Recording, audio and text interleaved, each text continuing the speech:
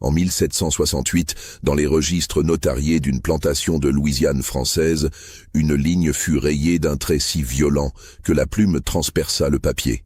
Cette ligne contenait un nom, un prix et une vérité que 3 générations tenteraient d'effacer. Mais certains secrets refusent de mourir, même enterrés sous des décennies de silence et de cendres. Si cette histoire vous intrigue déjà, abonnez-vous à cette chaîne et dites-nous en commentaire de quelle ville vous nous écoutez. Car ce qui suit est un récit qui traverse les frontières du temps et de la morale, et nous voulons savoir où résonnent ces échos du passé.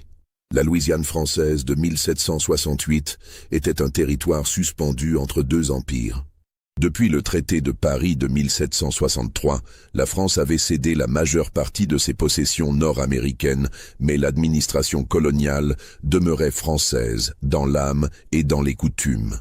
Les plantations de canne à sucre et d'indigo s'étendaient le long du fleuve Mississippi, enrichissant une classe de propriétaires terriens qui vivaient selon un code strict mêlant catholicisme rigoureux et pragmatisme économique brutal. Dans la paroisse de Saint-Jacques, à environ 80 km au sud de la Nouvelle-Orléans, se trouvait le domaine de Belvédère. Ce n'était pas la plus grande plantation de la région, mais elle possédait une réputation particulière. Son propriétaire, M. Étienne Valcourt, était connu pour sa piété ostentatoire, autant que pour la discipline inflexible qu'il imposait à ses esclaves. Valcourt avait hérité du domaine de son père en 1752, à l'âge de 28 ans, et l'avait transformé en une entreprise prospère, produisant principalement de l'indigo, cette teinture bleue si prisée en Europe. La maison principale de Belvédère se dressait au sommet d'une légère élévation, une structure en bois peint en blanc, avec une large galerie couverte qui faisait le tour du premier étage. Derrière la maison s'étendaient les quartiers des esclaves, alignement de cabanes en bois brut où vivaient les 87 âmes qui faisaient fonctionner la plantation. Plus loin encore, les champs s'étendaient jusqu'aux cyprières, ces forêts marécageuses où l'eau sombre reflétait les arbres couverts de mousse espagnole comme des spectres figés dans le temps. Valcourt était un homme de 44 ans en 1768, veuf depuis 3 ans. Sa femme Adélaïde était morte en couche avec l'enfant qu'elle portait, laissant Valcourt sans héritier direct. Son frère cadet, Philippe, vivait à la Nouvelle-Orléans où il gérait des intérêts commerciaux, et sa sœur, Margot, avait épousé un planteur de la paroisse voisine. Valcourt se consacrait entièrement à son domaine, à sa fortune et à son image d'homme pieux. Il assistait à la messe 3 fois par semaine à la petite église en bois de la paroisse et faisait venir un prêtre jésuite pour des messes privées à Belvédère lors des grandes fêtes religieuses. La société louisianaise de cette époque était régie par le Code noir, ensemble de règlements établis sous Louis XIV et adaptés pour les colonies américaines. Ces lois définissaient le statut des esclaves comme biens meubles, tout en imposant certaines obligations aux maîtres, notamment l'instruction religieuse et des limites théoriques au châtiment. Dans la pratique, ces règlements étaient interprétés avec une flexibilité qui variait considérablement d'une plantation à l'autre. À Belvédère, Valcourt maintenait une apparence de conformité stricte aux aspects religieux du code, faisant baptiser tous ses esclaves et leur imposant une présence obligatoire aux prières du dimanche, tandis que la discipline quotidienne demeurait entièrement à sa discrétion. L'économie de l'indigo exigeait un travail intensif et précis. La récolte devait se faire au moment optimal, ni trop tôt ni trop tard, puis les plants étaient immergés dans de grandes cuves où commençait un processus de fermentation délicat. Les esclaves travaillaient dans l'eau stagnante jusqu'aux genoux, respirant les vapeurs nauséabondes du processus chimique, leurs mains teintées d'un bleu permanent qui marquait leurs conditions comme un stigmate visible. Beaucoup développaient des maladies respiratoires. Les enfants nés sur la plantation étaient mis au travail dès l'âge de 7 ou 8 ans. D'abord pour des tâches légères, puis progressivement intégrés dans le cycle implacable de production. Le 23 avril 1768, Étienne Valcourt se rendit à la Nouvelle-Orléans pour assister à une vente d'esclaves organisée par la compagnie commerciale dirigée par son frère Philippe. Ces ventes avaient lieu sur la place publique près du port, dans une atmosphère de marché ordinaire où se mêlaient les cris des vendeurs de poissons, le tintement des pièces de monnaie et les voix monocordes des commissaires-priseurs énumérant les caractéristiques de la marchandise humaine. Valcourt n'avait pas prévu d'acheter ce jour-là. Il était venu pour discuter affaires avec Philippe et examiner un envoi de tissus européens. Mais alors qu'il traversait la place, quelque chose attira son attention. Parmi le groupe d'esclaves alignés pour la vente suivante, il remarqua une jeune femme qui se distinguait des autres. Elle s'appelait Amélie. Elle avait environ 19 ans, la peau d'un brun clair inhabituel dans ce contexte, suggérant un métissage récent. Ses cheveux, attachés en arrière, révélaient des traits délicats. Mais ce qui avait capté l'attention de Valcourt, ce qui l'avait fait s'arrêter net dans sa marche, c'était son ventre manifestement arrondi sous la robe grossière qu'elle portait. Elle était enceinte, peut-être de 5 ou 6 mois. Le commissaire-priseur présenta Amélie avec les détails habituels. Elle avait été la propriété d'un certain monsieur Duchamp, planteur décédé 3 mois plus tôt dans la paroisse de Saint-Charles.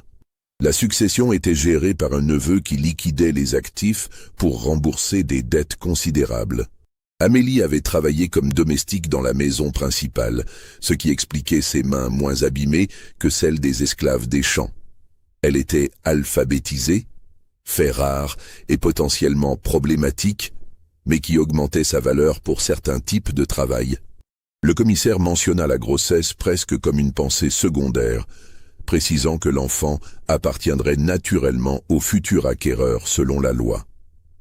Les enchères commencèrent à 800 piastres, un prix relativement bas qui reflétait l'inconvénient perçu d'une esclave enceinte. Pendant plusieurs mois, elle serait moins productive et l'accouchement comportait toujours des risques.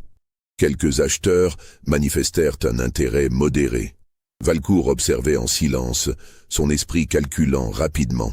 Il possédait déjà suffisamment d'esclaves pour ses besoins actuels. Pourtant, quelque chose dans la situation l'intriguait d'une manière qu'il ne s'expliquait pas entièrement à lui-même. Lorsque les enchères atteignirent 1100 piastres, Valcourt leva la main. Les autres acheteurs se tournèrent vers lui, reconnaissant le propriétaire respecté de Belvédère. Il surenchérit calmement, et lorsque le prix atteint 1200 piastres, les autres acheteurs se retirèrent. Le marteau tomba. Amélie appartenait désormais à Étienne Valcourt. Les transactions furent complétées rapidement. Valcourt signa les documents nécessaires, versa la somme convenue et reçut l'acte de propriété officiel. C'est à ce moment, alors que le notaire préparait les papiers, que Philippe Valcourt s'approcha de son frère avec une expression étrange sur le visage. « Tu connais l'histoire de cette fille ?» demanda Philippe à voix basse. Étienne fronça les sourcils. « Quelle histoire ?» Le commissaire a dit qu'elle appartenait à Duchamp. Philippe jeta un regard circulaire pour s'assurer que personne d'autre n'écoutait. Duchamp n'était pas marié. Il vivait seul dans sa plantation depuis 15 ans. Cette fille travaillait dans sa maison. Il fit une pause significative. On dit que l'enfant qu'elle portait de lui. Le visage de Valcourt ne trahit aucune émotion, mais quelque chose se contracta dans sa mâchoire. Des rumeurs. Peut-être. Philippe haussa les épaules. Mais le neveu qui liquide la succession voulait se débarrasser d'elle rapidement. Il y a eu des murmures à Saint-Charles. La façon dont Duchamp la traitait, les habits qu'il lui donnait, meilleurs que ceux des autres domestiques. Et puis, regarde-la, ce teint, ces traits. Sa mère était probablement déjà métisse. Si Duchamp est le père, cet enfant sera aux 3/4 blanc. Valcourt ne répondit pas immédiatement. Il observa Amélie qui attendait à l'écart, les mains jointes sur son ventre, le regard baissé comme on le lui avait appris. Finalement, il dit simplement « Elle m'appartient maintenant. C'est tout ce qui compte. » Mais quelque chose dans le ton de sa voix suggérait que ce n'était pas tout, et que cette acquisition, faite sur une impulsion qu'il ne comprenait pas lui-même, venait de déclencher une série d'événements dont les conséquences s'étendraient bien au-delà de ce jour d'avril. Le voyage de retour à Belvédère prit la majeure partie de la journée. Valcourt voyageait dans sa calèche, Amélie assise à l'arrière avec les provisions et les marchandises achetées en ville. Elle ne parla pas durant tout le trajet, et Valcourt ne lui adressa pas la parole. Il regardait défiler le paysage familier, les cyprières, les plantations voisines, les petites chapelles en bois. Mais son esprit était ailleurs, tournant et retournant l'information que Philippe lui avait donnée. Les premières semaines qui suivirent l'arrivée d'Amélie à Belvédère s'écoulèrent dans une routine apparemment normale. Valcourt l'assigna au travail domestique, dans la maison principale, sous la supervision de Marianne, une esclave d'une 50aine d'années qui gérait le personnel de maison depuis 20 ans. Marianne était une figure respectée parmi les esclaves de Belvédère, connue pour sa discipline stricte, mais juste, et pour sa loyauté absolue envers Valcourt. Elle avait été achetée par le père de Valcourt alors qu'elle n'était qu'une enfant, et Belvédère était le seul monde qu'elle connaissait. Amélie s'adapta rapidement. Elle était effectivement alphabétisée, capable de lire les listes d'inventaire et même d'écrire des notes simples, compétence que Marianne nota avec une méfiance initiale. L'alphabétisation des esclaves était techniquement interdite par certaines interprétations du Code noir, mais en pratique, de nombreux propriétaires trouvaient utile d'avoir quelques domestiques capables de lire et écrire pour des tâches administratives mineures. Amélie travaillait efficacement, parlait peu, et maintenait toujours cette posture de déférence absolue qui caractérisait les esclaves bien formés. Mais sous cette surface de normalité, quelque chose se développait. Valcourt observait Amélie avec une attention qu'il ne pouvait ni expliquer ni justifier à lui-même.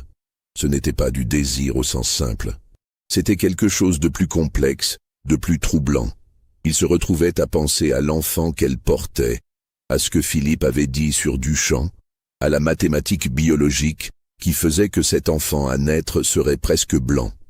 Un soir de mai, environ 3 semaines après l'arrivée d'Amélie, Valcourt appela Marianne dans son bureau.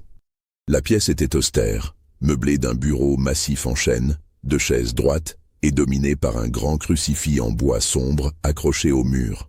Les registres de la plantation s'alignaient sur des étagères, chroniques méticuleuses de chaque transaction, chaque naissance, chaque décès, chaque barrel d'indigo produit. « Dis-moi ce que tu penses de la nouvelle fille », dit Valcourt sans préambule. Marianne, habituée aux conversations directes avec son maître, répondit calmement. « Elle travaille bien, monsieur. Elle apprend vite. Les autres domestiques l'ont acceptée. Et l'enfant? Elle est en bonne santé, monsieur. Le bébé devrait naître en août ou septembre selon mes estimations. » Valcourt hocha la tête, puis demanda, sa voix prenant un ton légèrement différent. « Que dit-elle de son ancien maître? De Duchamp ?» Marianne hésita une fraction de seconde. « Elle ne parle pas de lui, monsieur. »« Jamais? Jamais. Et les autres? Que disent-elles? » Elle pose des questions qu'elle ne répond pas. Marianne choisissait ses mots avec soin. Elle leur a dit que Duchamp était un bon maître, rien de plus. Valcourt resta silencieux un moment, ses doigts tapotant légèrement le bois du bureau. Puis il dit « Je veux que tu me rapportes tout ce qu'elle dit, tout, même les choses qui semblent insignifiantes. Tu comprends? »« Oui, monsieur. » Et Marianne? Valcourt leva les yeux vers elle. « Je veux que tu découvres la vérité sur cet enfant. Qui est le père? » Marianne soutint son regard. « Voulez-vous que je le lui demande directement, monsieur? » « Non. » Valcourt secoua la tête. « Observe. Écoute. Les femmes parlent entre elles. Elles finissent toujours par parler. Trouve la vérité. » Dans les semaines qui suivirent, Marianne exécuta ses instructions avec la diligence méthodique qui caractérisait tout ce qu'elle faisait. Elle plaça Amélie dans des situations où les autres domestiques l'engageraient naturellement dans des conversations. Elle créa des moments d'intimité apparente où les confidences sembleraient naturelles. Et lentement, par fragments, une histoire commença à émerger. Amélie avait été vendue à Duchamp quand elle avait 14 ans, 5 ans auparavant. Sa mère, morte quelques années plus tôt, avait elle-même été la fille d'un planteur et d'une esclave, ce qui expliquait le teint relativement clair d'Amélie. Duchamp l'avait achetée spécifiquement pour travailler dans sa maison. Il était seul, sans famille proche, et sa plantation était plus petite que Belvédère, employant seulement une 20aine d'esclaves. Au début, Duchamp avait traité Amélie simplement comme une domestique. Mais au fil du temps, quelque chose avait changé. Il lui avait appris à lire, disant qu'il avait besoin de quelqu'un pour organiser sa bibliothèque. Il lui donnait de meilleurs vêtements. Il la faisait manger les restes de ses propres repas plutôt que la nourriture ordinaire des esclaves. Et puis, il y a environ 1 an, la nature de leur relation avait franchi une frontière que les autres esclaves de la plantation avaient observée avec un mélange de compréhension résignée et de malaise. Amélie était devenue, dans les faits, sinon dans le nom, la concubine de Duchamp. Ce n'était pas rare dans la Louisiane coloniale. De nombreux propriétaires blancs, particulièrement ceux qui vivaient seuls, entretenaient des relations avec leurs esclaves. Ces arrangements existaient dans une zone grise morale et légale. Ils n'étaient ni tout à fait acceptés, ni ouvertement condamnés, existant plutôt dans un silence complice tant que les apparences de propriété et de hiérarchie raciale étaient maintenues en public. Lorsque Duchamp était mort subitement d'une fièvre en janvier 1768, Amélie était enceinte de 4 mois. Le neveu qui hérita de la plantation connaissait ou soupçonnait la situation. Il voulait se débarrasser de cette complication embarrassante.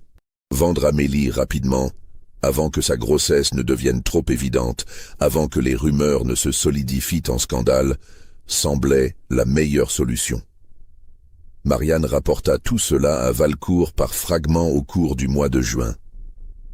Elle le fit sans jugement apparent, présentant simplement les faits tels qu'elle les avait rassemblés.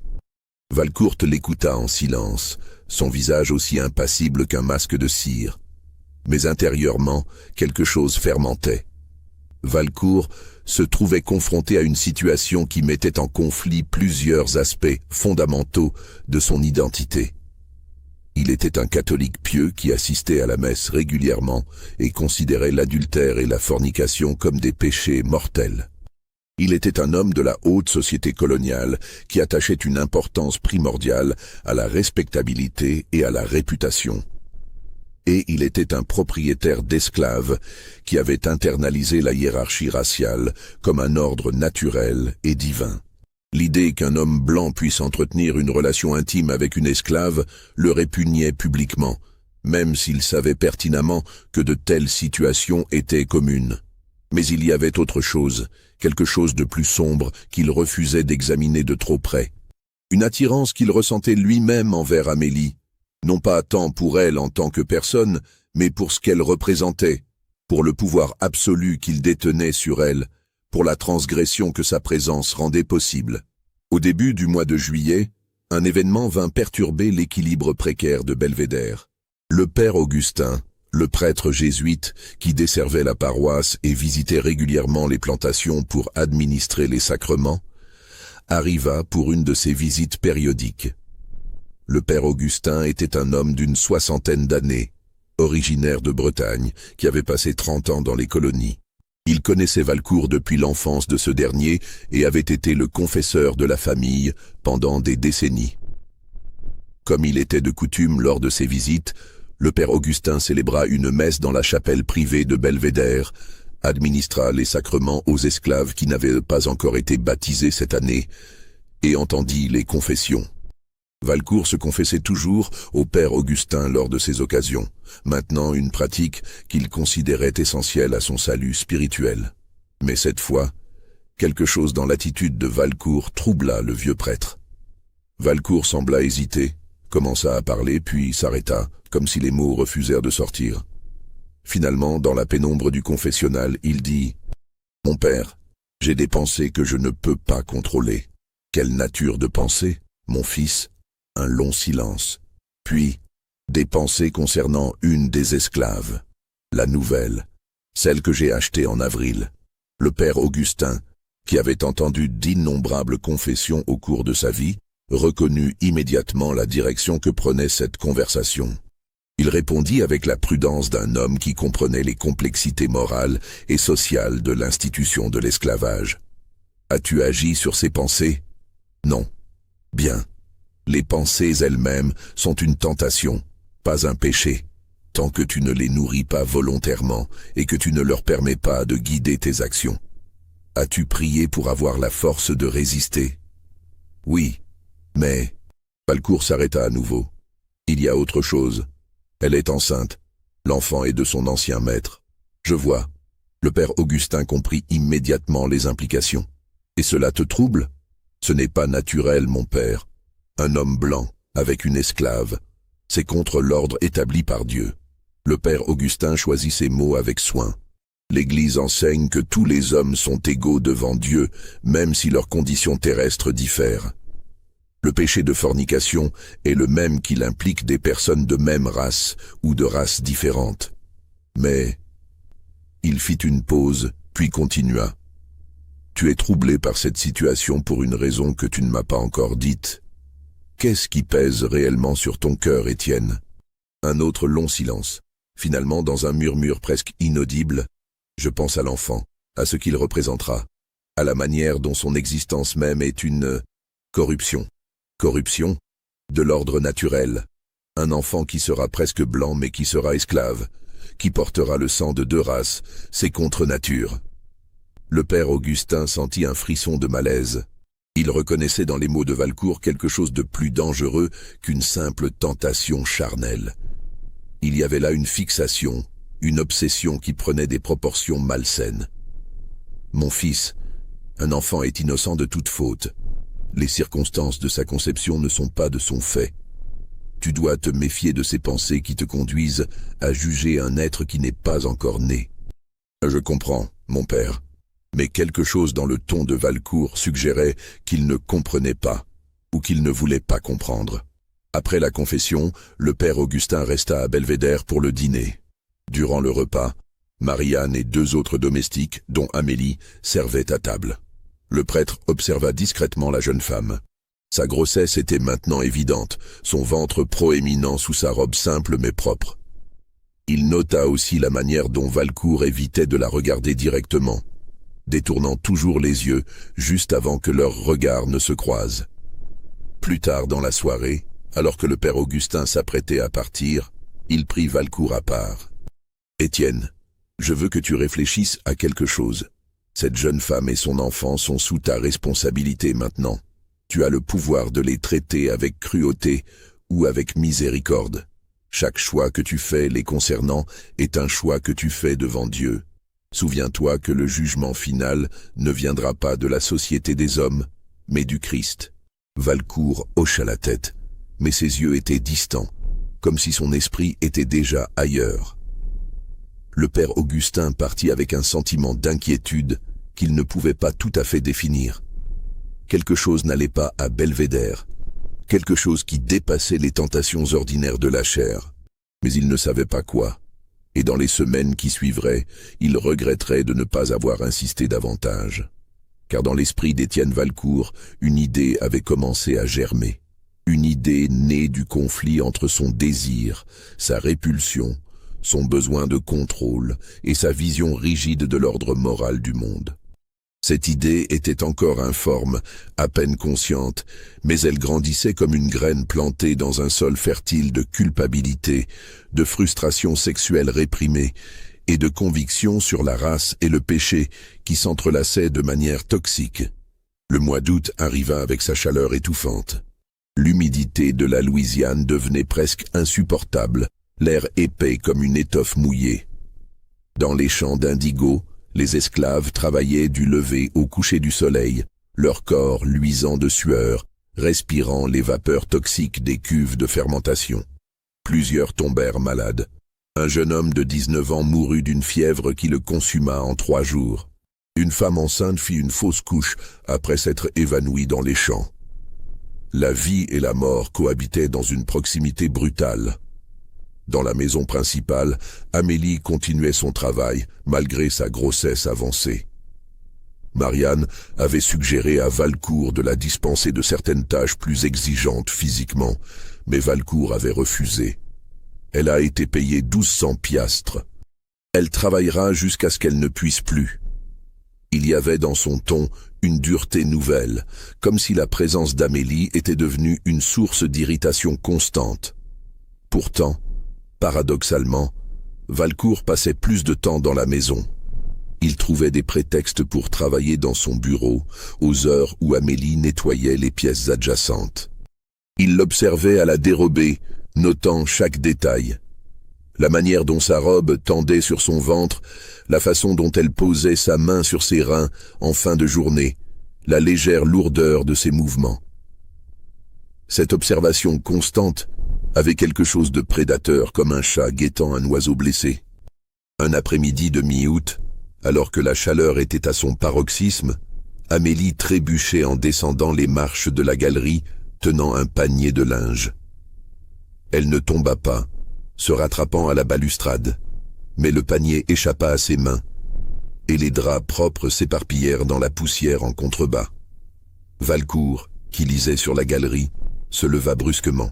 « Regarde ce que tu as fait, » dit-il, sa voix étrangement calme. « Ramasse tout, lave tout à nouveau. » Amélie descendit péniblement les marches et commença à ramasser les draps. La chaleur rendait chaque mouvement difficile. Elle se pencha, son ventre proéminent rendant l'action maladroite. Valcourt la regardait de haut, immobile comme une statue. « Pourquoi t'as-t-il fait ça ?» dit soudain Valcourt. Amélie se figea, tenant un drap à moitié plié. Elle ne leva pas les yeux. « Monsieur Duchamp, pourquoi t'a-t-il mise dans cet état ?» La voix de Valcourt vibrait d'une émotion qu'il essayait de contenir. Il devait savoir que c'était mal. Il devait savoir ce que cela ferait de toi, de l'enfant. Amélie ne répondit pas. Elle continua à ramasser les draps, ses mains tremblant légèrement. « Réponds-moi quand je te parle. »« Je ne sais pas, monsieur. » Sa voix était à peine audible. Je ne sais pas ce qu'il pensait. « L'aimais-tu » La question était si inattendue qu'Amélie s'arrêta complètement, le drap serré entre ses mains. Finalement, elle murmura « Il était mon maître, monsieur. » Ce que je ressentais n'avait pas d'importance. Valcourt descendit les marches lentement, s'approchant d'elle. « Mais tu ressentais quelque chose, n'est-ce pas? Tu le laissais te toucher, tu portais les vêtements qu'il te donnait, tu mangeais à sa table. » Je faisais ce qu'on me disait de faire, monsieur. Il y avait maintenant une nuance de peur dans sa voix. Je faisais ce que mon maître voulait que je fasse. Et maintenant, je suis ton maître. Valcourt était maintenant très proche d'elle, assez pour voir les gouttes de sueur sur son front, le pouls battant dans son cou. « Que ferais-tu si je te demandais ?» Il ne finit pas la phrase. Quelque chose dans le visage d'Amélie, peut-être la peur pure qu'il y lut, peut-être le reflet de sa propre bassesse dans ses yeux, le stoppa net. Il recula brusquement, comme brûlé. « Finis ton travail, » dit-il sèchement. Puis il remonta les marches et rentra dans la maison, claquant la porte derrière lui. Amélie resta immobile pendant un long moment, le drap toujours serré dans ses mains tremblantes. Puis, lentement, elle continua à ramasser le linge éparpillé, ses larmes silencieuses se mêlant à la sueur sur son visage. Cette nuit-là, Valcourt ne dormit pas. Il resta assis dans son bureau, une bouteille de rhum à moitié vide devant lui, fixant le crucifix sur le mur. Il se haïssait pour ce qu'il avait presque fait, pour ce qu'il avait voulu faire. Mais cette haine, au lieu de le purifier, se transforma en quelque chose d'autre, quelque chose de plus toxique. Il commença à blâmer Amélie pour la tentation qu'elle représentait. Il commença à voir en elle non pas une victime mais une tentatrice, une source de corruption qui souillait sa maison et son âme. Et l'enfant qu'elle portait devint, dans son esprit malade, le symbole même de cette corruption. Un enfant conçu dans le péché, produit d'une union contre nature entre un homme blanc et une esclave. Un enfant qui serait presque blanc, mais qui serait marqué à jamais par le sang esclave qui coulait dans ses veines. Dans la logique tordue qui se construisait dans l'esprit de Valcourt, cet enfant ne devrait pas exister. Les jours qui suivirent furent marqués par un changement subtil, mais perceptible, dans l'atmosphère de Belvédère. Valcourt devint plus distant, plus froid envers tout le monde. Il passait de longues heures enfermé dans son bureau, négligeant même la supervision des champs d'indigo. Il lisait sa Bible de manière obsessionnelle, cherchant des passages qui justifieraient les pensées qui tourbillonnaient dans sa tête. Il trouvait des versets sur la souillure, sur la séparation des peuples, sur la punition du péché. Marianne, qui observait tout avec l'attention aiguisée que donnent des décennies de survie en tant qu'esclave, sentit le danger. Elle ne comprenait pas exactement ce qui se passait dans l'esprit de Valcourt, mais elle reconnaissait les signes d'une tempête imminente. Elle essaya de protéger Amélie en la gardant aussi loin que possible du maître, lui assignant des tâches qui la tiendraient dans les quartiers des domestiques ou dans les dépendances. Mais Belvédère n'était pas assez grande pour permettre une séparation complète, et Valcourt, dans son obsession, trouvait toujours un moyen de croiser Amélie, de l'observer, de nourrir sa fixation malsaine. Le 27 août, tout bascula. Ce matin-là, Amélie ressentit les premières contractions. Elles étaient encore espacées, mais Marianne, expérimentée dans ces matières, reconnut immédiatement les signes. Le travail avait commencé.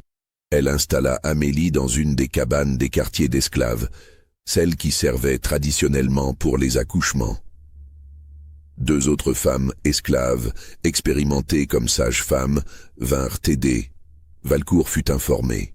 Il hocha simplement la tête et retourna à son bureau. Mais durant toute la journée, alors que les heures s'écoulaient et que les cris d'Amélie commençaient à traverser la distance entre les quartiers d'esclaves et la maison principale, il ne put se concentrer sur rien d'autre. Il marchait de long en large, sortait sur la galerie, rentrait, ressortait, comme un animal en cage. Le travail se prolongea toute la journée et dans la soirée. C'était le premier enfant d'Amélie et ses accouchements étaient souvent longs et difficiles. Les sages-femmes firent de leur mieux, utilisant les méthodes traditionnelles transmises de génération en génération. Elles donnaient à Amélie des infusions d'herbes pour gérer la douleur, l'encourageaient, la soutenaient physiquement pendant les contractions les plus violentes. Alors que la nuit tombait, Marianne vint faire un rapport à Valcourt. « Le travail progresse, monsieur. Cela prendra encore quelques heures, je pense. C'est normal pour un premier enfant. Elle survivra ? Je l'espère, monsieur. Elle est jeune et forte, mais on ne peut jamais être certain avec un accouchement. Et l'enfant ? Marianne hésita. Trop tôt pour le dire, monsieur. Valcourt la congédia d'un geste. Seul à nouveau, il se versa un verre de rhum, puis un autre, puis un troisième. L'alcool n'apportait aucun soulagement, seulement une clarté terrible, comme si toutes les barrières morales et rationnelles qui retenaient encore ses pensées les plus sombres s'effritaient une à une. Aux premières heures du matin, le 28 août 1768, les cris d'Amélie atteignirent un crescendo final. Puis, après un moment de silence terrifiant, un nouveau cri se fit entendre. Le cri d'un nouveau-né. L'enfant était né. Valcourt, qui n'avait pas dormi de la nuit, sortit de la maison et marcha vers les quartiers d'esclaves. L'aube commençait à peine à éclaircir le ciel à l'est, teintant les nuages d'un rose pâle qui contrastait de manière presque obscène avec la noirceur de ce qui était sur le point de se produire. Il trouva Marianne sortant de la cabane de l'accouchement. Elle sursauta en le voyant. « Monsieur, je m'apprêtais justement à venir vous informer. C'est un garçon, il est en bonne santé. » Amélie aussi a survécu, bien qu'elle soit épuisée. « Je veux voir l'enfant. » Marianne hésita une fraction de seconde, quelque chose dans le ton de Valcourt la mettant mal à l'aise. Mais elle ne pouvait pas refuser. Elle le conduisit à l'intérieur de la cabane. L'air était chaud et humide, imprégné d'odeurs de sang, de sueur et d'herbes médicinales. Amélie était allongée sur un matelas grossier, pâle et épuisée, les cheveux collés à son front par la sueur. Dans ses bras, enveloppé dans un tissu propre, se trouvait le nouveau-né. Valcourt s'approcha. Les 2 sages-femmes s'écartèrent instinctivement, reconnaissant l'autorité du maître. Amélie leva les yeux vers lui, et dans ce regard il y avait de la peur, mais aussi quelque chose d'autre. Une lueur de fierté maternelle et de défi qui ne s'éteignait pas complètement, même face au pouvoir absolu qu'il détenait sur elle. « Montre-moi », ordonna Valcourt. Amélie écarta légèrement le tissu, révélant le visage du bébé. L'enfant avait la peau remarquablement claire, presque aussi pâle que celle de Valcourt lui-même. Ses traits étaient délicats, ses cheveux fins et légèrement bouclés.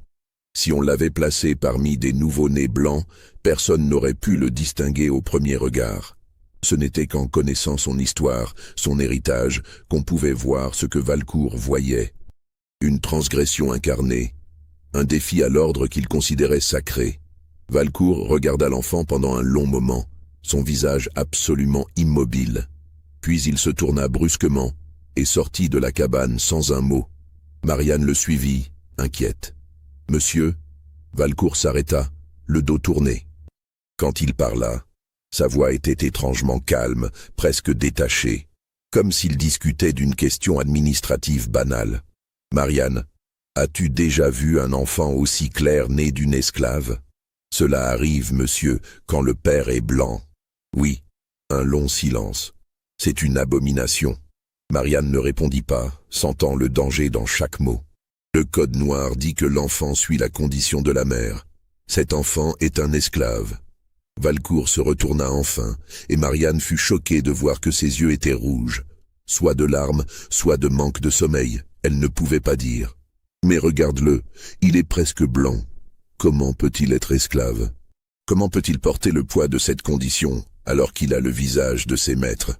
Monsieur, je ne comprends pas. Non. Valcourt secoua la tête. Tu ne peux pas comprendre. Personne ne peut comprendre. Il commença à s'éloigner, puis s'arrêta à nouveau. L'enfant est faible, n'est-ce pas? Les premiers jours sont toujours les plus dangereux. Marianne sentit son sang se glacer.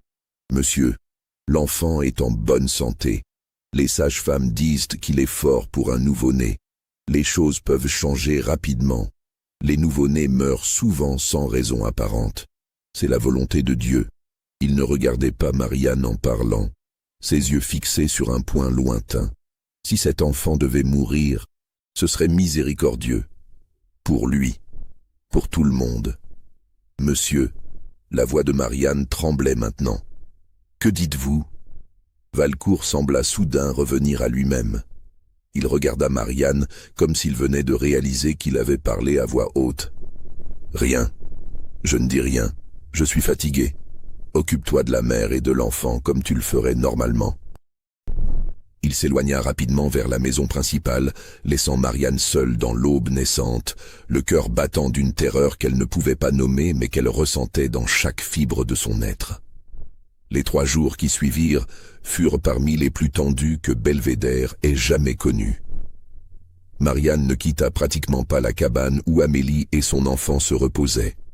Elle avait assigné les 2 sages-femmes à rester également sur place en permanence, créant une garde constante autour de la mère et du nouveau-né. Elle n'expliqua pas pourquoi cette vigilance était nécessaire, mais les 2 femmes, qui avaient vécu assez longtemps pour reconnaître le danger même non nommé, obéirent sans poser de questions. Amélie nomma son fils Gabriel. Le nom lui était venu naturellement, peut-être inspiré par les enseignements religieux qu'elle avait reçus, peut-être simplement parce qu'il sonnait bien à son oreille. Gabriel, l'ange messager. L'ironie de ce nom, compte tenu de ce qui allait suivre, ne deviendrait apparente que plus tard. Valcourt ne revint pas voir l'enfant. Il restait dans la maison principale, mais Marianne pouvait sentir sa présence comme un poids oppressant. Elle le voyait parfois sur la galerie, regardant vers les quartiers d'esclaves, immobile comme une sentinelle. Plusieurs fois, elle le vit commencer à marcher dans cette direction, puis s'arrêter, faire demi-tour, rentrer dans la maison. Le 3e jour après la naissance, le 30 août, le père Augustin revint à Belvédère. C'était une visite non planifiée. Il expliqua qu'il passait dans la région et avait pensé s'arrêter pour prendre des nouvelles. Mais Marianne, qui le connaissait depuis des années, vit dans ses yeux qu'il y avait autre chose. Le vieux prêtre était inquiet. Peut-être avait-il senti, lors de sa dernière visite, que quelque chose n'allait pas.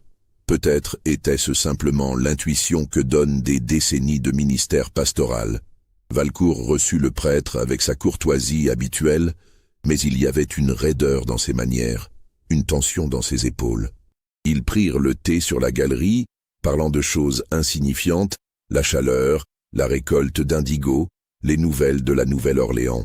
Puis le père Augustin dit, d'un ton apparemment casual, « J'ai entendu dire que tu as eu une naissance récente sur la plantation. » Valcourt se raidit imperceptiblement. « Oui, il y a 3 jours. Mère et enfant vont bien? » « Oui.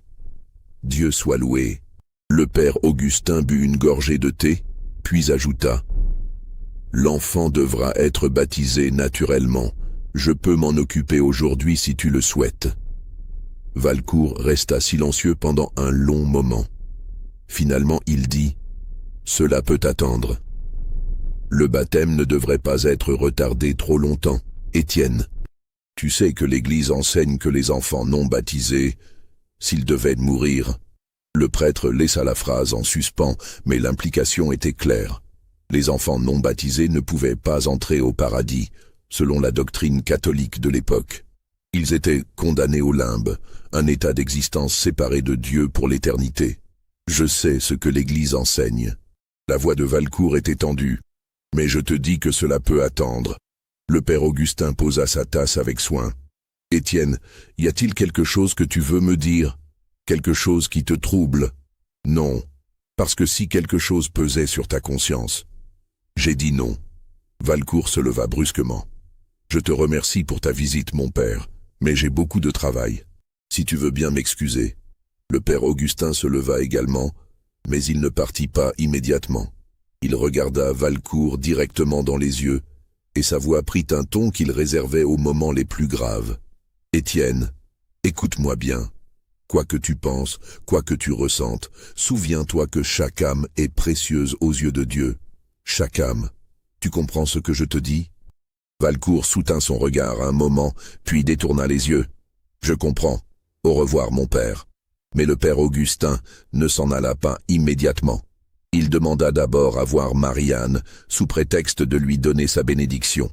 Quand ils furent seuls, dans une des dépendances loin de la maison principale, le prêtre dit à voix basse, « Marianne, je vais te poser une question, et j'ai besoin que tu me dises la vérité. L'enfant qui vient de naître, est-il en danger ?» Marianne, qui avait servi Valcourt fidèlement pendant des décennies, qui lui devait théoriquement une loyauté absolue, se trouva face à un choix moral terrible. Elle regarda le vieux prêtre, vit la sincérité dans ses yeux, et prit une décision qui la hanterait pour le reste de sa vie. « Je crois que oui, mon père. De quel type de danger? Le maître ?» Elle chercha ses mots. Il regarde l'enfant d'une manière étrange. Il dit des choses étranges. Il a dit que si l'enfant mourait, ce serait miséricordieux. Le visage du père Augustin pâlit. « Mon Dieu !» Il resta silencieux un moment, puis demanda « Où est l'enfant maintenant ?» « Avec sa mère, dans les quartiers. J'ai mis en place une garde. Personne ne laisse la mère ou l'enfant seul. »« Bien. Continue ainsi. » Le père Augustin réfléchit rapidement. « Je vais essayer de parler à nouveau avec Étienne. Et si je sens que le danger est imminent, je ne sais pas encore ce que je ferai. Non, mais je trouverai un moyen. Un enfant innocent ne peut pas être… » Il ne finit pas la phrase, mais Marianne comprit. Le père Augustin retourna vers la maison principale, déterminé à avoir une conversation plus directe avec Valcourt. Mais quand il arriva, il trouva la porte du bureau de Valcourt fermée et verrouillée. Il frappa. Pas de réponse. Il frappa à nouveau, plus fort. Finalement, la voix de Valcourt vint de l'intérieur, étouffée. « Je t'ai dit que j'étais occupé. Pars maintenant. » Le père Augustin resta devant la porte un long moment, son esprit tournant, cherchant une solution. Finalement, ne voyant pas d'autre option immédiate, il partit, mais pas avant de dire à Marianne « Je reviendrai demain. Si quelque chose se passe avant cela, envoie quelqu'un me chercher immédiatement. Quelqu'un en qui tu as confiance. Tu comprends ? » « Oui, mon père. » Cette nuit-là, la 4e nuit après la naissance de Gabriel, une tempête s'abattit sur la Louisiane. Ce n'était pas un ouragan, mais une de ces violentes tempêtes d'été qui transformaient le ciel en un chaos de foudre et de tonnerre, qui faisait plier les cyprès et transformait les chemins en rivières de boue. La pluie tombait si fort qu'on ne pouvait voir à 3 mètres devant soi. Dans la cabane où Amélie et Gabriel se reposaient, les 2 sages-femmes essayaient de calmer le bébé qui pleurait, effrayé par le tonnerre. Amélie le tenait contre elle, murmurant des paroles apaisantes. Marianne était également là, refusant de partir malgré l'heure tardive. Puis, pendant un moment où le tonnerre était particulièrement fort, couvrant tous les autres sons, la porte de la cabane s'ouvrit brusquement. Valcourt se tenait dans l'embrasure, trempé par la pluie, ses vêtements collés à son corps, ses cheveux plaqués sur son crâne. Dans la lumière faible de la lanterne, son visage semblait celui d'un étranger, les traits déformés par quelque chose qui ressemblait à de la folie. « Sors », dit-il aux sages-femmes. Sa voix était calme, presque monotone, ce qui la rendait encore plus terrifiante. Les deux femmes regardèrent Marianne, paniquées. Marianne se leva, se plaçant entre Valcourt et le lit où Amélie tenait Gabriel. « Monsieur, il est tard. Vous devriez retourner à la maison et vous sécher. » J'ai dit « Sors ». Valcourt ne regardait pas Marianne. Ses yeux étaient fixés sur l'enfant dans les bras d'Amélie. « Sortez toutes. Maintenant. »« Monsieur, je ne peux pas. »« Sortez !» Le cri fut si soudain, si violent, que les sages-femmes sursautèrent. L'une d'elles commença à pleurer silencieusement. Même Marianne, qui connaissait Valcourt depuis qu'il était enfant, recula d'un pas. Mais elle ne partit pas. Au lieu de cela, elle dit, sa voix tremblante mais ferme, « Non, monsieur, je ne partirai pas. » Valcourt se tourna enfin vers elle, et dans ses yeux, il y avait quelque chose de si sombre, si profondément troublé, que Marianne sentit ses genoux faiblir. « Tu me défies. Je protège ce qui est sous ma garde. Vous m'avez donné cette responsabilité. Je peux te reprendre cette responsabilité. Je peux faire de toi ce que je veux. Tu m'appartiens. Oui, monsieur, je vous appartiens. Vous pouvez me punir, me vendre, me tuer si vous le voulez. Mais je ne laisserai pas. » Elle s'arrêta, puis avec un courage né du désespoir, elle dit ce qu'elle avait retenu. « Je ne laisserai pas le mal se faire dans ma présence. Pas à un enfant innocent. Pas même si vous m'ordonnez de partir. » Un silence tomba, plus lourd que tous les tonnerres. Amélie serrait Gabriel contre elle si fort que l'enfant commençait à pleurer. Les sages-femmes étaient pétrifiées. Et Valcourt resta immobile, son corps entier tremblant, non pas de froid mais de quelque chose d'intérieur. Un conflit titanesque entre des forces qu'il ne pouvait plus contrôler. Puis, aussi soudainement qu'il était venu, il se retourna et sortit dans la tempête. La porte claqua derrière lui. Pendant un long moment, personne ne bougea. Puis Marianne s'effondra sur une chaise, ses mains tremblant si violemment qu'elle dut les serrer l'une contre l'autre pour les stabiliser. « Il va revenir », murmura une des sages-femmes. « Quand nous ne serons plus vigilantes, il reviendra. » Marianne savait qu'elle avait raison. Elle avait gagné cette bataille, mais pas la guerre. Valcourt n'abandonnerait pas. Quelle que soit l'obsession qui le consumait, elle était trop profonde, trop enracinée pour être repoussée par une simple défiance. « Nous devons partir », dit soudain Amélie. C'était la première fois qu'elle parlait depuis que Valcourt était entré. Sa voix était basse mais claire. « Gabriel et moi, nous devons partir d'ici. » Marianne la regarda, sachant que la jeune femme avait raison, mais sachant aussi l'impossibilité de ce qu'elle suggérait. « Où irais-tu? Comment? Tu es sa propriété. Si tu t'enfuis et qu'on te capture, la punition sera terrible. Ils te marqueront au fer rouge, ils te vendront loin d'ici. Et Gabriel, elle ne termina pas, mais toutes comprirent. Un enfant esclave en fuite n'avait aucune chance. Alors nous mourrons ici. » Amélie berçait Gabriel doucement. « Parce qu'il ne s'arrêtera pas. Je l'ai vu dans ses yeux. Il veut que mon fils meure. » Le silence qui suivit fut rompu seulement par le bruit de la pluie sur le toit et les pleurs affaiblis de Gabriel. Chaque femme dans cette cabane savait qu'Amélie avait raison. Et chacune savait aussi qu'elles étaient piégées dans une situation où il n'existait pas de bonne solution, où chaque choix mènerait à des conséquences terribles. C'est alors que Marianne prit la décision qui définirait tout ce qui suivrait.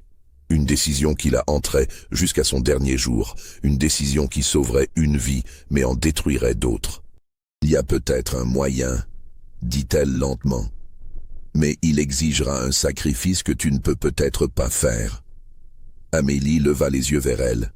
« Dis-moi. » La solution de Marianne était à la fois simple et déchirante dans sa cruauté. Elle connaissait une femme, une esclave affranchie nommée Thérèse, qui vivait à environ 20 kilomètres de Belvédère, dans une petite communauté d'Africains libres près de la Nouvelle-Orléans. Thérèse avait elle-même perdu un enfant en bas âge 3 mois auparavant et travaillait maintenant comme nourrice pour des familles blanches. Elle était connue pour sa discrétion et sa compassion. Le plan était risqué et moralement complexe. Marianne contacterait Thérèse par l'intermédiaire d'un réseau informel de communication qui existait entre les esclaves et les affranchis de la région. Gabriel serait confié à Thérèse, qui le placerait ensuite dans une famille blanche comme enfant supposément orphelin, peut-être comme le produit d'une liaison scandaleuse qui devait être cachée. Avec sa peau claire, Gabriel pourrait passer pour blanc. Il pourrait vivre une vie libre, loin de l'ombre de l'esclavage et loin du danger que représentait Valcourt. Mais le prix serait absolu. Amélie ne reverrait jamais son fils. Elle ne pourrait jamais le contacter, jamais savoir ce qu'il deviendrait. Pour le monde extérieur, l'enfant devrait mourir. Un décès tragique mais pas inhabituel, une de ces nombreuses morts infantiles qui ponctuaient la vie dans les plantations coloniales. Amélie devrait pleurer publiquement un enfant vivant, enterrer un cercueil vide et vivre le reste de sa vie avec ce secret. « Je ne peux pas », murmura Amélie d'abord, serrant Gabriel encore plus fort contre elle. « C'est mon fils. Je ne peux pas le donner. »« Alors il mourra, » dit Marianne, sa voix étrangement dure. « Peut-être pas ce soir, peut-être pas demain, mais Valcourt trouvera un moyen, un accident. Une maladie soudaine, quelque chose que personne ne pourra prouver, mais que tout le monde soupçonnera. Et tu devras vivre avec cela, sachant que tu aurais pu le sauver. » Les heures qui suivirent furent parmi les plus longues de la vie d'Amélie. Elle berçait Gabriel, regardait son petit visage endormi, touchait ses doigts minuscules, respirait son odeur de nouveau-né. Comment pouvait-elle le laisser partir? Comment pouvait-elle vivre sans lui? Mais comment pouvait-elle le condamner à mort par son attachement? À l'aube du 31 août, Amélie prit sa décision. « Fais-le », dit-elle à Marianne, et sa voix était celle de quelqu'un qui venait de mourir intérieurement. « Sauve mon fils. » Les choses se mirent en place rapidement. Marianne utilisa un jeune esclave de confiance comme messager, un garçon intelligent et discret qui faisait parfois des courses à la Nouvelle-Orléans. Le message fut transmis. Thérèse, qui comprenait les dangers et les enjeux, accepta immédiatement. Un rendez-vous fut arrangé pour le 2 septembre, dans un endroit isolé le long de la route vers la Nouvelle-Orléans. Pendant ces 2 jours d'attente, Amélie vécut dans une sorte de transe. Elle ne quittait pas Gabriel un seul instant, le nourrissant, le berçant, chantant pour lui des chansons douces en français et en quelques mots de la langue africaine que sa mère lui avait transmise. Elle mémorisait chaque détail de son visage, chaque expression, chaque son qu'il faisait. Elle savait que ces images devraient lui durer toute sa vie. Valcourt, pendant ce temps, n'était pas revenu au quartier d'esclaves. Il restait dans la maison principale, mais Marianne sentait sa présence comme une menace constante. Elle savait qu'elle jouait un jeu extrêmement dangereux. Si Valcourt découvrait ce qu'elle planifiait, les conséquences seraient catastrophiques, non seulement pour elle, mais pour tous ceux impliqués. Le 2 septembre arriva, chaud et humide, comme tous les jours d'été en Louisiane. À midi, Marianne annonça qu'elle emmenait Amélie et l'enfant voir le père Augustin pour le baptême que le prêtre avait proposé. C'était un prétexte raisonnable, et Valcourt, quand elle l'informa, hocha simplement la tête sans commentaire. Marianne, Amélie et Gabriel partirent dans une petite charrette tirée par un mulet, accompagnée par le jeune messager qui servait de guide. Ils ne se dirigèrent pas vers l'église paroissiale, mais vers le point de rendez-vous convenu, un croisement de chemin à la lisière d'une cyprière. Thérèse les attendait. C'était une femme d'environ 35 ans, au visage marqué par les épreuves, mais aux yeux pleins de compassion. Elle avait acheté sa propre liberté 10 ans auparavant, en économisant pendant 15 ans, sou par sou, le peu d'argent que son ancien maître lui permettait de gagner. Elle comprenait ce que signifiait vouloir protéger un enfant à tout prix. Le transfert fut rapide. Amélie tenait Gabriel une dernière fois, embrassant son front, murmurant des mots que personne d'autre n'entendit.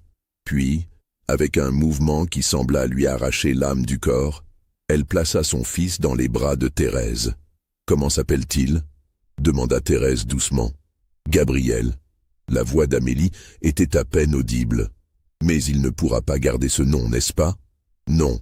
Dans sa nouvelle vie, il aura un nouveau nom. Mais je me souviendrai qu'il s'appelait Gabriel. Je te le promets. Thérèse avait déjà préparé une histoire. Elle avait un contact dans une famille française respectée qui cherchait à adopter discrètement un enfant. La femme de la famille ne pouvait pas avoir d'enfant, et son mari avait eu une liaison avec une femme qu'il ne pouvait nommer. L'enfant devait être élevé comme le leur, un orphelin pris par charité chrétienne.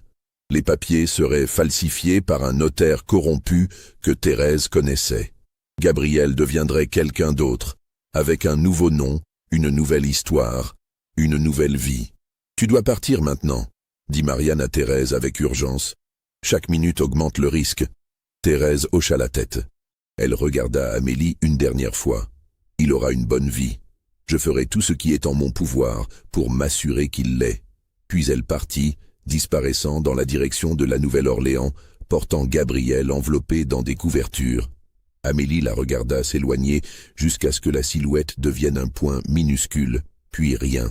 Alors seulement elle s'effondra, ses sanglots si profonds qu'ils semblaient venir du centre même de la terre. Marianne la laissa pleurer pendant quelques minutes, puis dit, sa voix dure par nécessité, « Maintenant, tu dois te rappeler. Tu as perdu ton enfant. Il est mort ce matin, pendant que nous venions pour le baptême. Une faiblesse soudaine, quelque chose que personne n'aurait pu prévenir. Tu comprends? C'est l'histoire. C'est la seule histoire. Si tu vacilles, si tu montres le moindre doute, tout sera découvert. » Amélie hocha la tête, essuyant ses larmes avec le dos de sa main. Quand elle releva le visage, quelque chose avait changé dans ses yeux. La jeune femme douce et craintive avait disparu, remplacée par quelqu'un de plus dur, de plus âgé. Le chagrin l'avait transformée en quelques minutes. Ils retournèrent à Belvédère avec un petit cercueil que Marianne avait préparé à l'avance, rempli de pierres pour lui donner le bon poids. L'histoire fut racontée exactement comme planifié. L'enfant était mort en route, une tragédie mais pas inhabituelle. Le père Augustin fut contacté et vint administrer les derniers rites au petit corps qu'il ne vit jamais directement, le cercueil étant déjà scellé. L'enterrement eut lieu le lendemain, dans le petit cimetière des esclaves, à l'extrémité de la propriété. Une simple croix en bois marqua l'emplacement. Amélie pleura, comme on s'y attendait, mais ses larmes étaient réelles, même si leur signification était différente de ce que les observateurs imaginaient. Elle ne pleurait pas un enfant mort, mais un enfant perdu, ce qui était d'une certaine manière encore plus douloureux. Valcourt assista à l'enterrement, se tenant à distance respectueuse. Quand Marianne lui avait annoncé la nouvelle de la mort de l'enfant, elle avait observé sa réaction avec attention.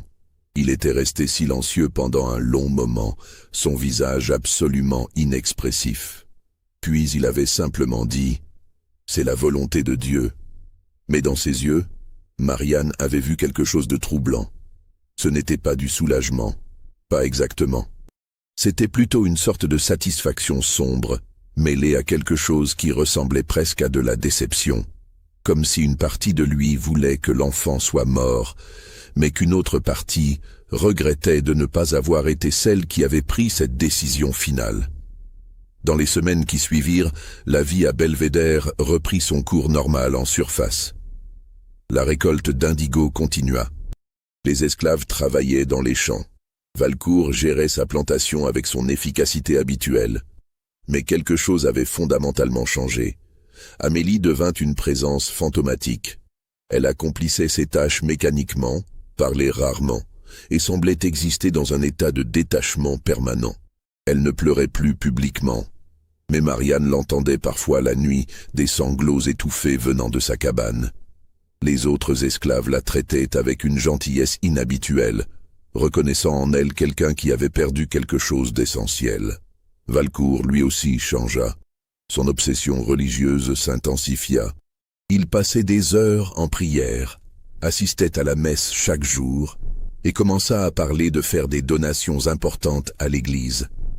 Le père Augustin, qui observait ses développements avec un malaise croissant, se demandait si Valcourt cherchait l'absolution pour quelque chose, même si le vieil homme ne savait pas exactement quoi.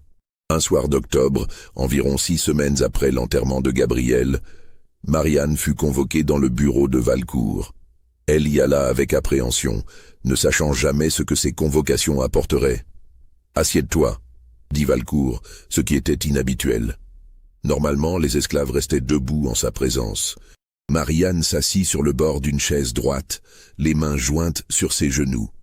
Valcourt la regarda pendant un long moment, comme s'il essayait de lire quelque chose dans son visage.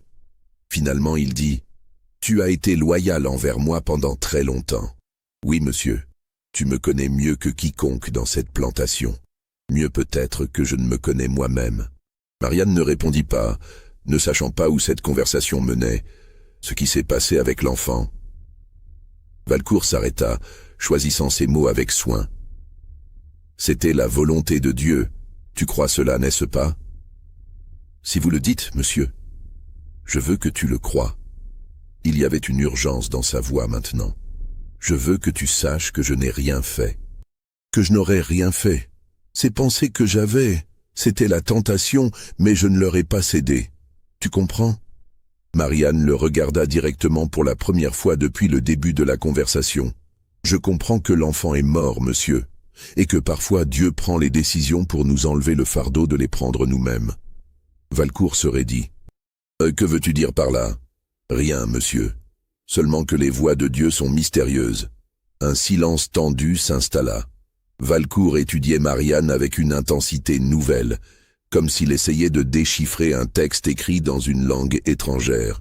Finalement, il dit « Tu peux partir, mais Marianne… » Elle s'arrêta à la porte. « Si jamais tu savais quelque chose que tu ne m'as pas dit, quelque chose sur cet enfant, sur cette nuit… Je voudrais que tu comprennes que certains secrets sont mieux gardés, pour tout le monde. » Marianne sentit son cœur battre plus vite, mais sa voix resta calme. « Je ne sais rien qui mérite d'être dit, monsieur. L'enfant est mort. Il est enterré. C'est tout ce qu'il y a à savoir. » Elle sortit, fermant doucement la porte derrière elle. Dans le couloir sombre, elle s'appuya contre le mur, ses jambes tremblantes. Valcourt savait quelque chose. Peut-être pas les détails, mais il savait ou suspectait que les choses n'étaient pas exactement ce qu'elles semblaient être. Et il avait choisi de ne pas creuser davantage, préférant laisser le mystère intact plutôt que de risquer de découvrir une vérité qu'il ne pourrait pas gérer. Les mois passèrent, puis les années. Amélie vieillit rapidement, comme si chaque jour sans son fils lui coûtait 1 mois de sa vie. Elle ne se lia jamais vraiment avec les autres esclaves, gardant toujours une distance, vivant dans un monde intérieur que personne ne pouvait pénétrer. Valcourt la laissa tranquille après cette première année, la traitant avec une froideur distante qui était peut-être sa version de la miséricorde. En 1770, la Louisiane fut officiellement transférée à l'Espagne, bien que l'administration française continue de dominer pendant plusieurs années. En 1775, Valcourt mourut d'une fièvre soudaine à l'âge de 51 ans.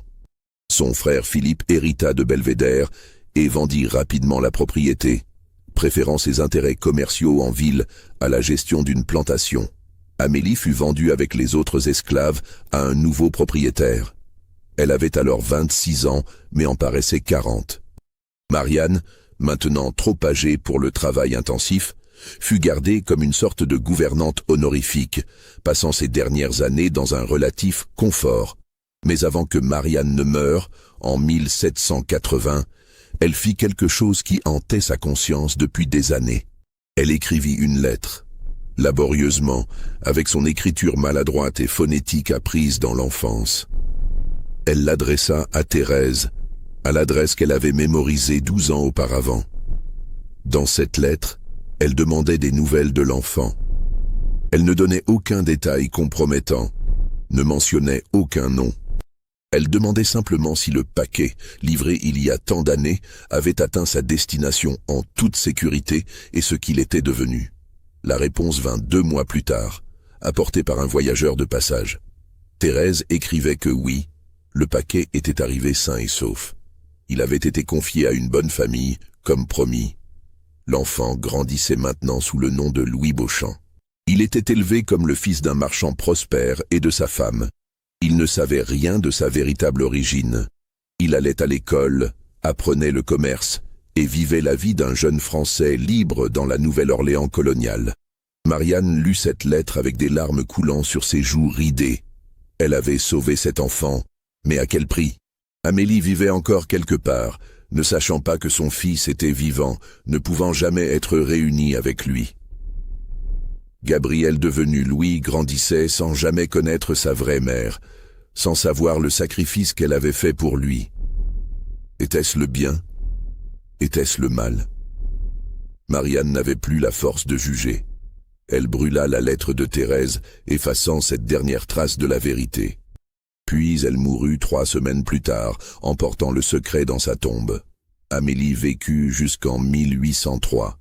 Elle avait alors 54 ans, un âge avancé pour une esclave ayant travaillé toute sa vie dans les dures conditions des plantations. Elle était passée entre plusieurs propriétaires au fil des années, chacun ne voyant en elle qu'une domestique vieillissante, efficace, mais silencieuse. Elle mourut dans son sommeil, dans une petite cabane d'une plantation près de Bâton Rouge. Les autres esclaves qui la connaissaient disaient qu'elle parlait parfois dans ses rêves, appelant un nom, Gabriel, encore et encore. Mais ils ne savaient pas qui était Gabriel. Un amant disparu, un frère vendu, un enfant mort depuis longtemps. Personne ne le savait avec certitude, et Amélie n'avait jamais expliqué. Elle fut enterrée dans un coin du cimetière des esclaves. Sa tombe marquée seulement par une pierre grossière, sans inscription. Avec sa mort disparut l'un des 3 derniers liens avec la vérité de ce qui s'était passé à Belvédère en 1768. Mais l'histoire ne s'arrête pas là. Elle ne s'arrête jamais vraiment. Car les secrets ont une manière de persister, de laisser des traces, de hanter les générations futures de manières inattendues. Louis Beauchamp, l'enfant qui avait été Gabriel, prospéra. Il devint effectivement marchand, puis investit dans l'immobilier de la Nouvelle-Orléans. Il se maria, eut des enfants, et mourut en 1832, respecté dans sa communauté. Ses descendants continuèrent à vivre en Louisiane, certains restant à la Nouvelle-Orléans, d'autres se dispersant dans d'autres États à mesure que les décennies passaient. Aucun d'entre eux ne sut jamais la vérité sur leurs origines. Ils vivaient comme des Blancs, se mariaient avec des Blancs et transmettaient leur nom et leur héritage, sans savoir qu'il y avait du sang africain dans leurs veines, si dilué que physiquement il était invisible, mais présent néanmoins. Cette ironie aurait sans doute troublé Étienne Valcourt s'il l'avait connu. L'enfant qu'il avait voulu voir mort, l'enfant dont l'existence même représentait pour lui une corruption de l'ordre naturel, avait non seulement survécu, mais avait prospéré, transcendant les barrières raciales qu'il considérait comme inviolables. Les registres de la plantation Belvédère, méticuleusement tenus par Valcourt pendant des années, furent dispersés après la vente de la propriété. Certaines pages furent perdues, d'autres endommagées par l'humidité et les insectes. Mais une page subsista, conservée par hasard dans les archives notariales de la paroisse de Saint-Jacques. C'était la page datée du 23 avril 1768. Elle contenait une seule ligne, écrite de la main nette de Valcourt. Achat esclave. Amélie, 19 ans, domestique, enceinte, environ 5 mois, ancienne propriété Duchamp Succession, prix 1200 piastres. En dessous, d'une écriture différente, peut-être ajoutée plus tard par quelqu'un d'autre, il y avait une note marginale presque illisible. Enfant né août, décédé septembre, enterré cimetière esclave Belvédère. C'était tout. 2 lignes dans un registre poussiéreux. Les seules traces documentaires d'une histoire qui avait changé le cours de plusieurs vies. Qui avait posé des questions sur la morale, la race, le pouvoir et le sacrifice, qui ne pouvaient jamais avoir de réponse simple.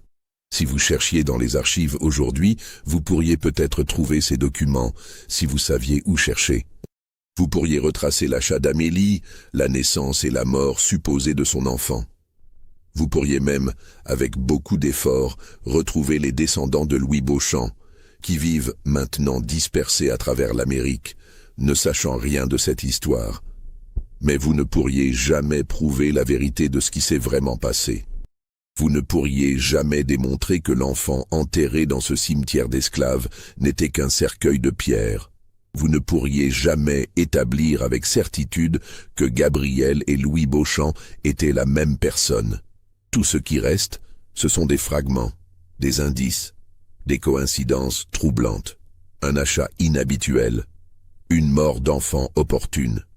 Un marchand qui apparut soudainement à la Nouvelle-Orléans sans histoire familiale claire.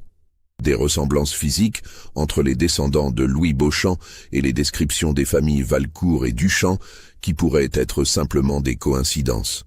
L'histoire complète mourut avec les 3 personnes qui la connaissaient vraiment. Amélie, Marianne et Thérèse. Ce qui reste est un mystère, un secret enterré si profondément qu'il est devenu indiscernable de la légende. Et peut-être est-ce approprié. Peut-être que certaines vérités sont trop complexes, trop moralement ambiguës pour être jugées avec certitude. Qui était le héros dans cette histoire? Marianne, qui avait trahi son maître pour sauver un enfant. Amélie, qui avait sacrifié son bonheur maternel pour la vie de son fils. Thérèse, qui avait risqué sa propre sécurité pour aider des étrangers. Ou même Valcourt, qui dans ses derniers moments avait choisi de ne pas enquêter sur ses soupçons, préférant laisser le mystère intact. Et qui était le méchant? Valcourt, certainement, avec ses pensées meurtrières et son obsession toxique. Mais était-il entièrement responsable? N'était-il pas lui-même un produit de son époque, de ses croyances, d'un système qui déshumanisait les autres et corrompait ceux qui détenaient le pouvoir? Les vrais méchants n'étaient-ils pas les institutions qui permettaient à un homme de posséder d'autres êtres humains, de contrôler leur vie et leur mort avec une autorité presque divine? Ces questions n'ont pas de réponse facile. Et c'est peut-être pour cela que cette histoire, vraie ou partiellement vraie ou complètement inventée, continue de résonner. Elle nous force à confronter des réalités inconfortables sur le pouvoir, la race, la moralité et les choix impossibles que les gens doivent parfois faire quand ils vivent dans des systèmes profondément injustes. Quelque part dans les archives de la Nouvelle-Orléans, il pourrait y avoir d'autres documents. Peut-être une lettre oubliée, un journal intime, un registre de baptême avec un nom rayé et remplacé par un autre. Peut-être que la vérité attend d'être découverte par quelqu'un avec assez de patience et de détermination pour assembler les fragments. Ou peut-être que la vérité est déjà perdue pour toujours, consumée par le temps, l'humidité, les incendies, les guerres et le simple désir humain d'oublier les choses trop douloureuses à se rappeler.